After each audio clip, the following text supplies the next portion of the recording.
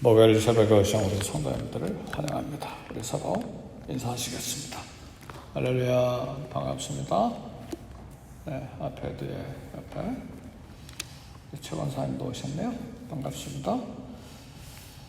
제 이름으로 축복합니다. 가끔 시험 될 때가 있는데 어떤 일이 시험이 되는가? 교회에서 시험이 되는데 목회자 때문에 시험 되는 경우가 있어요. 예를 들면 목회자가 병이 들어서 골골하고 맨날 수술 받아야 되고 이렇게 연약할 때 시험이 될 수가 있어요. 또 어떤 때 시험이 되느냐? 목회자가 진리의 말씀을 선포했는데 화가 나는 거예요. 기쁜 게 아니라 진리의 말씀이 선포되니까 막 양심이 찔리고 아프고 기분도 나쁘고 그러니까 화가 나가지고 나 더 이상 설교 안 들을 거야 하고 그렇게 시험이 되는 경우도 있고, 또 어떤 경우에는 목회자가 되게 얼굴이 못생겨가지고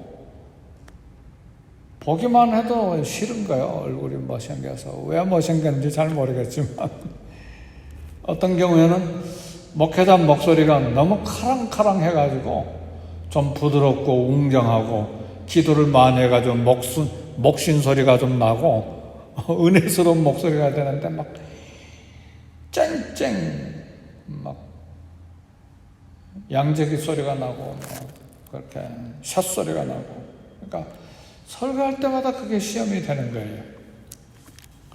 어떻습니까?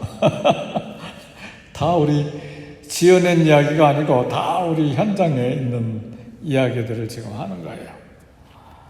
근데 괜히 그 이야기 하는 게 아니고 오늘 사도 바울이 겪고 있는 이야기를 지금 갈라디아 교회에 편지하면서 자기가 지금 경험하고 겪고 실제로 갈라디아 교인들과 사이에 일어나는 일들을 지금 이야기하고 있습니다. 갈라디아 전도는, 갈라디아 개척 동기는, 갈라디아는 아주 큰 지역이에요. 그러니까 갈라디아 교회 그러면 한 교회가 아니라 루스드라, 이고니온, 밤빌리아, 더베 이런 식으로 여러 지역, 큰 지역인데 갈라디아 바울이 전도 1차 전도 여행 때 밤빌리아 버가에서 전도할 때 아마 바울이 풍토병이 걸렸던 것 같아요. 풍토병 중에 하나가 말라리아인데 저는 말라리아 걸려본 적이 없습니다. 선교지에서 말라리아 걸릴 수도 있을 법 했는데 걸리지 않았어요. 근데 아프리카에 있는 선교사님들 말라리아에 걸려서 거의 사경을 헤매다가 살아난 그런 경험들이 많아요. 말라리아 한번 걸리면 머리도 멍해지고 나도 또 후유증이 있고 그렇다고 그래요. 근데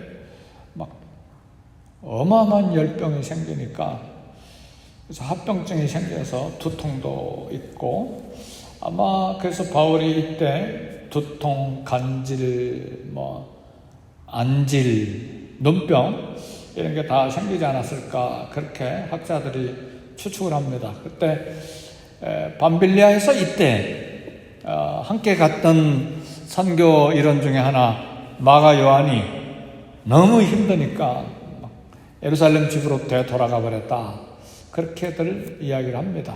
첫 번째 전도여행 때 마가 요한이 함께 갔다가 바울과 바나바와 함께 선교 갔다 집으로 가버렸잖아요.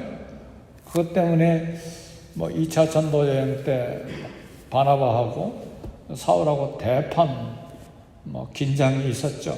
심한 언쟁이 있었죠. 바나바는 자기 생질이니까 다시 전도여행 데리고 가자, 선교지에 선교사로 받아줘라. 바울은 안 된다. 또 데려가면 또 도망갈 텐데 힘들면. 그래서 선교부가 둘로 나누는 그런 일이 있었죠. 근데 마가는 가버렸지만 이건 성경에 나온 이야기죠. 마가가 집으로 가버렸던 건, 밤빌라에서 집으로 간 것은. 근데 무슨 일이 일어났는지는 성경은 이야기를 하지 않습니다.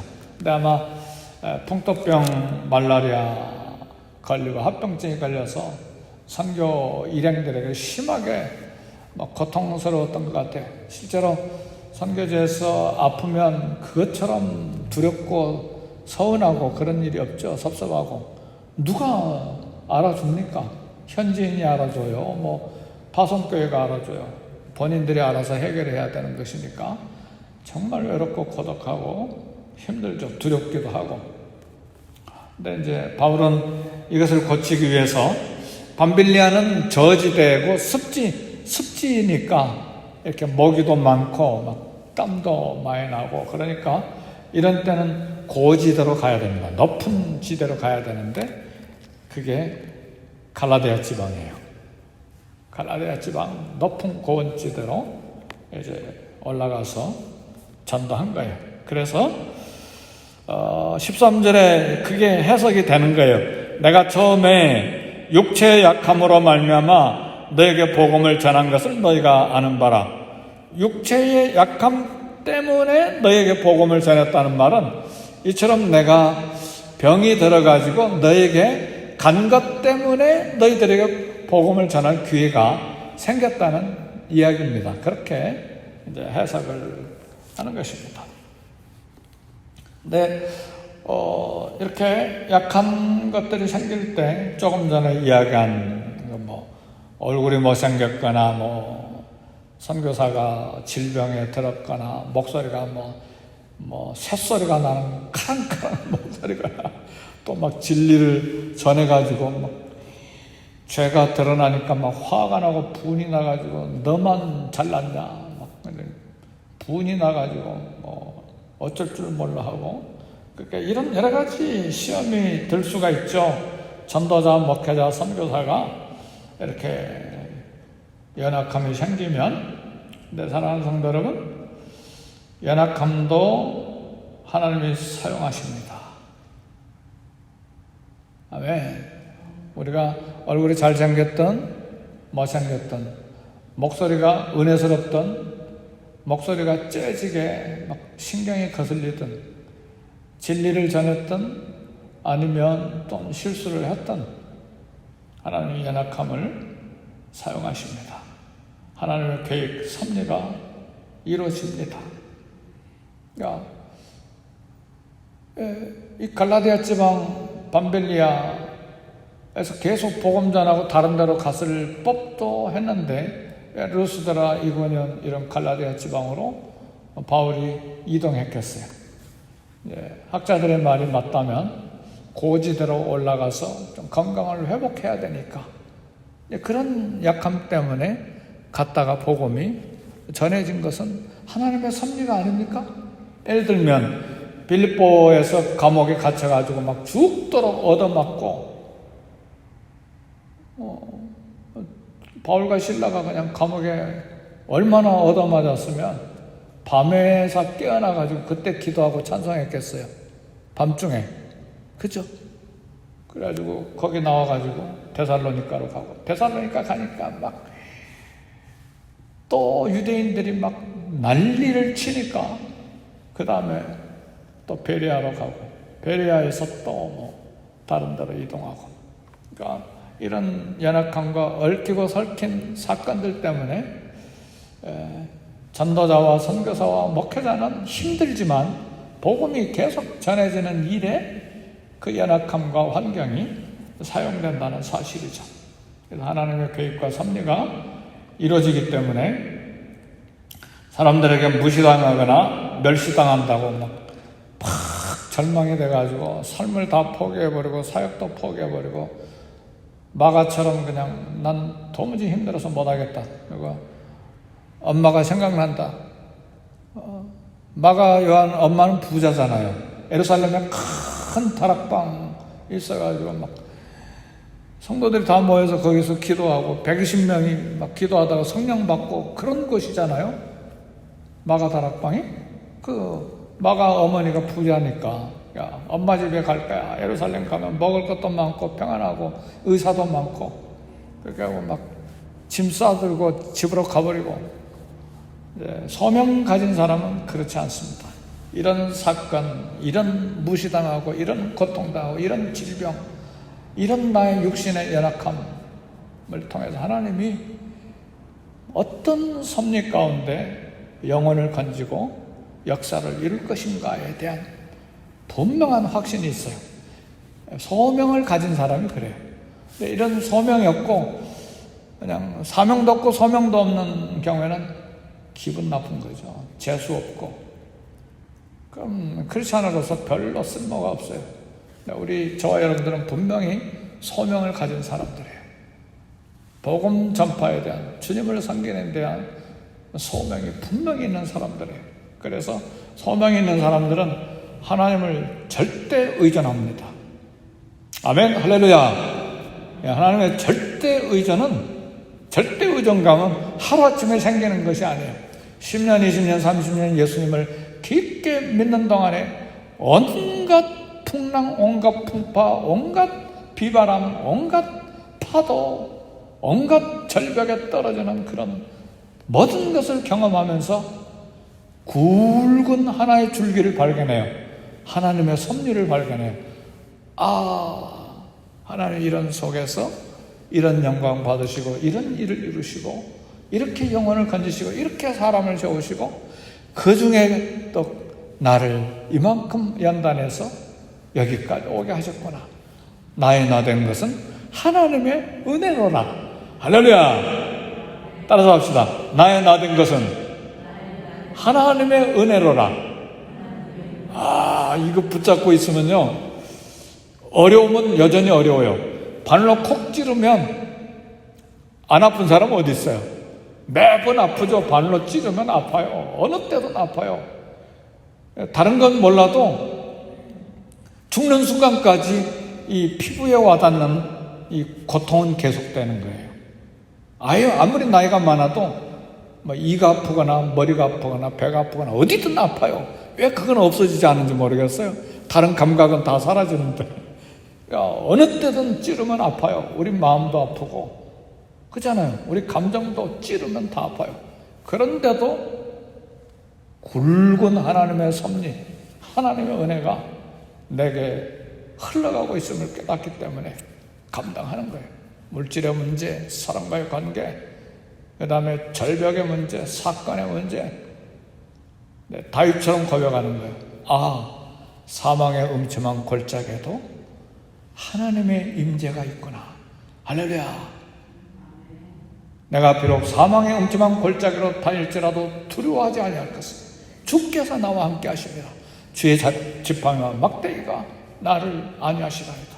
그러니까 사망의 음침한 골짜기에도 하나님의 임재가 있어요. 그래서 사망의 음침한 골짜기도 은혜의 골짜기인 것을 발견해요.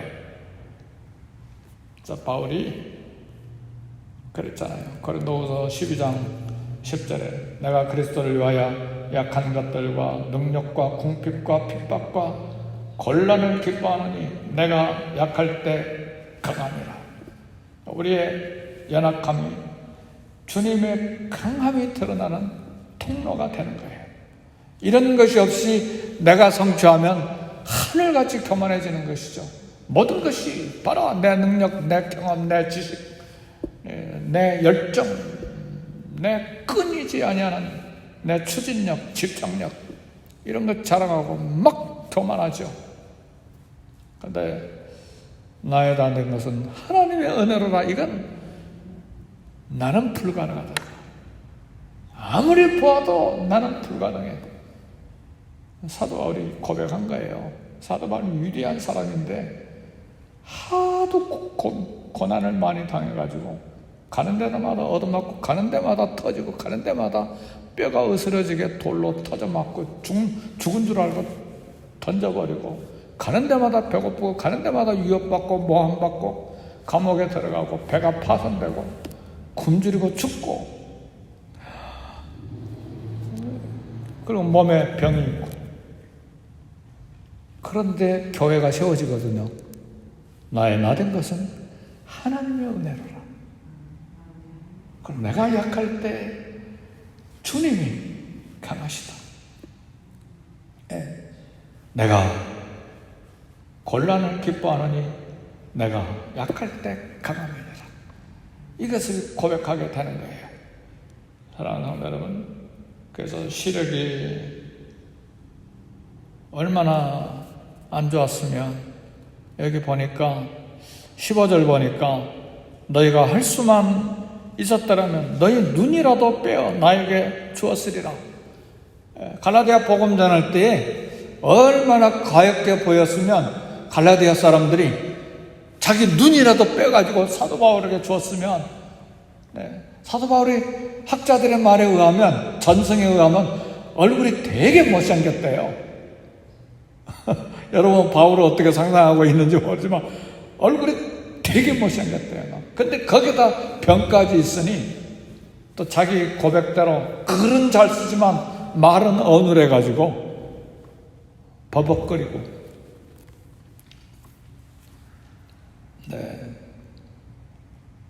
어떻게 했느냐, 갈라디아 사람들 태도를 보니까 한번 봅시다. 갈라디아 사람들이 어떻게 했느냐. 대단해요. 14절 우리 다 같이 한번 읽어봅시다. 시작.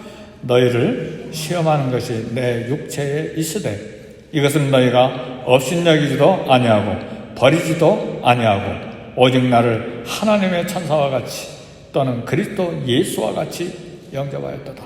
그러니까 너희를 시험하는 것이 내 육체에 있다. 그러니까 바울이 가지고 있는 형편이 갈라디아 사람들에게 시험거리가 된 거예요. 얼굴 못생겼지, 말 버벅거리지, 그리고 몸에 질병이 있지. 이게 분명히 시험거리예요. 목회자 선교사에게 시험, 마음에 안 드는 게 한두 가지가 아니라 그 말이에요. 근데 갈라디아 사람들이 업신여기지도 않고 버리지도 않고 하나님의 천사와 같이 그리스도 예수와 같이 영접했다. 오늘 이런 은혜가 저와 여러분에게 있기를 주 이름으로 축복합니다. 이건 보통 믿음이 아니에요. 하나님의 은혜만이 가능해요. 요즘에도 그렇잖아요. 목회자가 무슨 마음에 안 맞는 설교하면 식당에 내려가서 그냥 옆에다 막 소곤소곤 이야기하고 난리잖아요. 그리고 제가 내려가면 뭐라고 한 소리예요. 오늘 은혜 받았어요. 근데 실제로 은혜 받았다는 이야기가 아니에요. 설교가 짧았다는 이야기예요. 오늘은 왜 설교를 그렇게 하셨어요? 직접 그렇게 하는 분도 있어요. 자기 마음에 안 맞았다 그 말이에요. 나 갈라디아 교인들은 그렇게 하지 않았다 그 말이에요. 목회자를 대하는 성도의 자세. 목회자에게 약점이 있죠. 흠도 있고 허물도 있고 완전한 사람이 어디가 있어요. 근데 단지 말씀을 대언하고 전달하고 가르칠 뿐이에요. 그러니까 육신의 연약함, 심각한 범죄가 있다면 문제 삼아야죠. 이단 교리를 전했다. 그러면 이게 이야기가 돼야죠. 그러나 그렇지 않고 이런 사소한 연약함과 허물이 드러났다. 그건 받아줘야 되는 것이죠. 외모, 약함, 성격이 좀 활달하고 막 그냥 털털하고 뭐든지 이렇게 덮어주고 그러지 않고 왜 꼬장꼬장하고 성격도 다 닳잖아요. 이렇게 그렇잖아요. 그러나 말씀 바로 해석하고 바로 전달할 때 삶이 그리고 전한 말씀에 따라서 살려고 애를 쓸 때 그럼 그걸 인정해 줘야 된다 그 말이죠. 목사의 메시지가 개인 교훈이 아니라 하나님 말씀 분명한 메시지일 때는 그걸 받고 순종해야 돼요. 기분 나빠도 기분 나쁘죠. 누구한테 들어가지고 이런 설교를 했어? 또 그렇게 소설을 쓰는 사람들도 많아요. 듣기는 뭘 들어요? 난 잘 모르지. 성경 쭉 강해하면 안 걸리는 게 어디가 있어요? 다 걸리지 다. 쭉 강해 설교하니까. 그죠? 다. 그래서 목회자는 설교할 때 건너뛰지 않는 거예요. 혹시라도 이 말씀 전해주시길 원하시는데 건너뛰는 거예요. 부담되니까. 그러지 않기를 애를 쓰는 것이죠. 그렇지 않으면 싹군 될 가능성이 있기 때문에 어떤 면에서 두려움도 있고, 그래서 전하는 거예요. 인기 없어도 전하는 거예요. 이해가 되세요? 예. 그래서 그러다가 쫓겨나면 그냥 쫓겨나는 거 순교죠. 그냥 그 두려워해서 발발발발 떨고 기분 좋은 이야기만 쭉 하면 싹군 목자죠. 하나님 앞에 심각한 책망 받죠. 그러나 목회자는 어떻게 해야 되는가? 19절 우리 다 같이 읽어봅시다. 시작. 나의 자녀들아, 너희 속에 그리스도의 형상을 이루기까지 다시 너희를 위하여 해산하는 수고를 하노니 그랬어요. 이제 성도에 대한 목회자는 켈빈 선생이 그랬어요. 목회자는 성도들 안에 자신의 형상이 아니라 그리스도의 형상을 이루도록 수고해야 된다. 성도들의 영적인 진보를 위해서 전념해야 된다. 그래서 바울은 갈라디아 교인들에게 성도들 형제 자매 그러지 않고 나의 자녀들아 그랬어요. 굉장한 사랑을 고백하는 것이죠. 내 아들 딸들아. 막 심장에 애정이 가득한 거예요. 나의 아들과 딸아, 너희 속에 그리스도의 형상이 이루기까지 너희를 위하여 해산하는 수고를 하노니. 우리 성도님들 안에 예수님의 형상, 예수님의 성품, 예수님의 이 아름다운 그런 인격들이 정착되도록 해산하는 수고를 해야 된다는 말은, 남자들은 잘 모르죠. 여성들은 아기를 생산하는데, 임신해서 아기 낳는데 막 거의 죽음에 이르렀다가 아기를 낳잖아요. 그런 수고를 해야 된다는 것이죠. 때때로 지치죠. 10년 설교하고 20년 설교해도 도무지 반응이 없고 도무지 변화가 안 되고, 그 기질, 그 성격, 그 변하지 않은 고집, 그게 그대로 남아있으니까 기운이 싹 빠지죠. 그동안 무슨 설교했나? 넌 능력이 하나도 없어. 성령의 능력에 사로잡혀서 설교한 게 없어. 너는 왜? 열매 보니까 변화가 없잖아. 변화된 게 뭐가 있냐? 그런 막 자책감이 확 사로잡을 때가 있죠. 실제로 설교자도 우리 자신들도 모든 성도들도 내가 왜 이렇게 변화되지 않을까? 20년, 30년, 50년 믿었는데도 왜 내 이 고집은, 왜 이 내 성깔은 도무지 변화가 안 될까? 그런 것들이 있잖아요. 그런 것 때문에 스스로 좌절하기도 하고 하나님 앞에 나는 죄인입니다. 그렇게 고백하잖아요. 그러나 바울은 그리스도의 형상이 이루기까지 너희를 위하여 해산하는 수고를 한다. 그리스도를 닮아가도록. 성도들의 눈이 그리스도에게서 눈이 떠나가지 않도록, 그리스도가 그 안에 계시도록, 내 속에 내 욕심, 내 기질이 물러가고 우리 그리스도께서 자리 잡도록, 그리고 매사에 주님을 먼저 생각하도록. 그래서 오늘도 사력을 다해서 일어나서 말씀 준비하고 또 전하는 것이죠. 기운이 없어도 막 씩씩하게 걸어오는 것이죠. 왜요? 흐물흐물 걸어가면 성도들이 걱정하잖아요. 그러니까 일부러 씩씩하게 걷는 거예요. 진짜예요. 씩씩하게 걸어서. 월요일 날은 조금 이해해 주세요. 목소리가 쉬워요, 월요일. 주일이 긴장이 돼서 그런지. 그리고 그렇지 않는 날은 씩씩하게 걷고 씩씩하게 설교하려고 애를 쓰는 것이죠. 네. 성도님들 때문에 그래요. 성도님들 때문에. 맡겨진 사명 가지고. 네. 그리고 우리 안에 언어와 생각이 그리스도를 드러내는 향기가 되도록. 때론 진리 말씀이 나를 화가 나게 만들어도 화내지 말고 감사하고. 진리는 쓰잖아요. 약은 쓴 거예요. 단 것은 별로입니다. 단 것 많이 먹으면 피가 막 이렇게 질컥질컥 해가지고 콜레스테롤이 많이 생겨서 온몸에 병이 생겨요. 그러니까 되도록이면 단 것 안 먹어야 되는 것이 그게 건강을 위한 것이죠. 쓴 건 약이잖아요. 약이 돼요. 건강이죠. 진리를 전달했기 때문에 힘들어도 받아야 됩니다. 그것이 이제 교육자를 대하는 태도이고, 또 교육자는 해산하는 수고를 아껴서는 안 돼요. 자기의 평안을 위해서 그냥 적당하게 넘어가면 안 되죠. 그럼 이미 교육자는 죽은 거예요. 영이 죽은 거예요. 그래서 이렇게 해서 교회가 세워져 가고 다음 세대를 맞이하게 되는 것입니다. 그래서 저도 마음이 조금 바빠졌어요. 다음 세대가 우리 성도의 다음 세대, 교육자 다음 세대, KM만 다음 세대가 아니라 EM도 다음 세대가 벌써 준비가 돼야 돼. EM 평균 나이가 40대예요. 30대 아니에요. EM 벌써 40대예요. 그리고 다음 세대 목회자도 또 준비해야 되니까 제 마음이 좀 바빠요, 요즘에.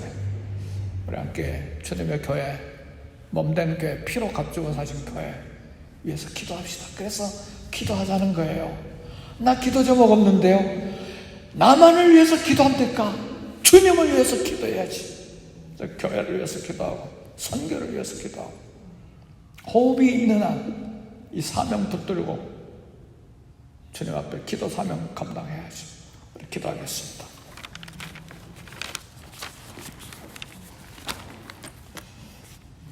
기도하실 때 성령 충만을 위해서 기도하시고, 교회를 위해서 다음 세대가 준비되도록 위해서 기도하시고, 또 우리 각자 개인 기도 제목 위해서 기도합시다. 특별히 이 아침에 성령 충만을 위해서 결단하고 기도하십시다. 매일 기도해야지.